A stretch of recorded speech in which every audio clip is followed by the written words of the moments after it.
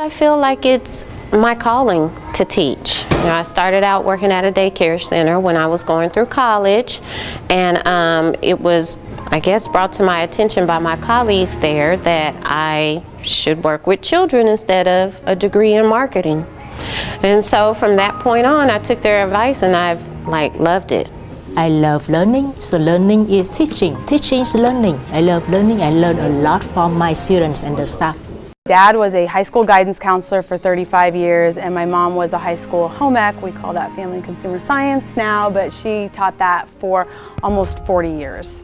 It was really just in my blood. In high school, and I mean, my whole life I've just been involved with school activities. It seemed really natural to work in the industry. I actually wanted to be an athletic director when I very first entered, until I moved to Texas and realized that's typically the head football coach. And that didn't necessarily fit what I was going to be doing, so I just, kept on as a classroom teacher, and I love it. What am I supposed to be doing with the rest of my life? Okay, and I prayed about it. I thought substituting was just going to be just that, a temporary means to an end, but the reality was it became what my fundamental purpose of life was to be. It all started when I was working at my church as a teacher. I was an insurance broker originally, and just working in the classroom there, it just opened up my eyes to something new, and I just felt, well, I found my calling. That's where I belong, teaching. When I was in elementary school, there was a teacher that I fell in love with, my third grade teacher, and we actually still communicate today. So I was kind of like the teacher's pet. And I was able to get resources, and I played school at home. I wrote on my walls. I always got in trouble for that, but it was a lot of fun. So each year after that, I found another teacher that I fell in love with and just helped me along the way and was very encouraging. So I decided, yeah, I think this is what I want to do. Going into education, I wanted to figure out what area would best suit me and my educational history, and I felt like I would have the greatest impact in middle school when students are trying to form their identities. So allowing those children to be different and cater to them and say, hey, it's okay to be different, be you, because if you're not comfortable at school, how can you make the best out of learning?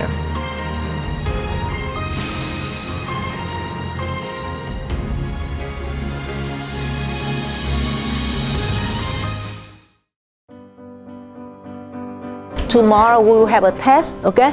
And the report card, progress report card will be due on Friday. So let's do the warm-ups right now. Why Crossroads? 10 years.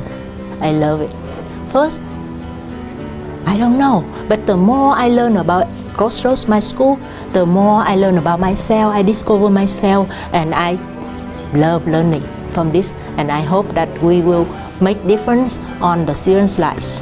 And they come back, you see they are blooming, they are blossoms. She's funny. Yes. When she don't like something, she goes, "Who don't like?"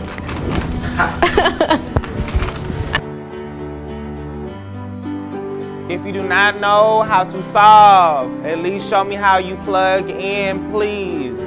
Each day I feel like a lot of our kids, they have adult problems. And coming to my class, I want to make it fun as possible. Whatever's going on outside needs to stay outside. So I feel like that's the biggest impact that I'm giving my students every day. Well, he's very charismatic, and he always makes us laugh. Whenever he's not in the class, people always ask where was he, because they missed him. I mean, these kids, I wish everybody could go with me and see what they do when they're at their sites. I'm teaching kids who want to be teachers someday. I go and watch them, and they're doing things that I'm like taking notes myself. I was like, okay, I need to start adding that into my classroom routine because they're doing it so well. I mean, they're inspiring. You guys wait a couple of years. They're going to be sitting right here. You're going to be interviewing them, and you're going to be like, what were we thinking interviewing her? Like, these are the real teachers of the year. They're doing a really, really, really great job. Personally, I've been inspired a lot by her, because if it wasn't for her, I wouldn't have known that I wanted to become a teacher. I feel like she gave me that motivation to continue in the pathway when I had like the choice to continue or not. So I'm very grateful for her. I just will never forget an experience where I was asking a student to tell me like his letters and sounds, and the first thing he said was, "My mom didn't teach me nothing." So, you know, that's something that sticks with me. And then from there, he wasn't able to hold a pencil, much less write his name. And just to know that he went from that point of feeling that he didn't know anything to being, by the end of the year, one of my best students with the best handwriting, and just seeing the growth in them is just, I love it. The things that I like best about Miss Emil is that she's funny, very, very helpful, and that she can maintain my craziness. I have from high energy, high energetic, high performing academically to some that are facing formidable challenges and everything in between. But one thing that I teach each of them is that no matter what your difficulties may be, every one of you has an opportunity to learn. Each of you could be a great student if you just try. And I show them ways and provide them with the tools and resources that they can use to have some type of success. Every student can be successful at something. It's up to me as their leader in this classroom to show them the path to greatness. The toy, he'll wake everybody up when everybody's like tired. Say like after recess, when everybody wants to just like sit down, he'll like yell, and then everybody just woke. So it was like, ugh.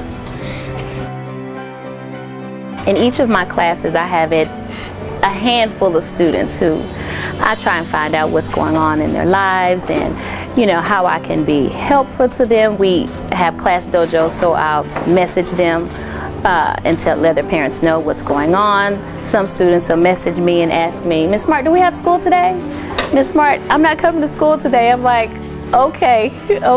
So it's good to have a good rapport with the students and their personalities. I like to see them smile when they come in, and I can always tell when they have something that's on their mind, and I want to know, okay, how can I make your day better? What can we do to get past this? I like a lot of stuff about her, because what I really like about her is that she's so nice, and she teaches me like a lot of stuff, and that she like is confident in me that I can pass this grade, so she helps me a lot so I get good grades and everything. Build relationships with my students. That's the one thing that I've noticed.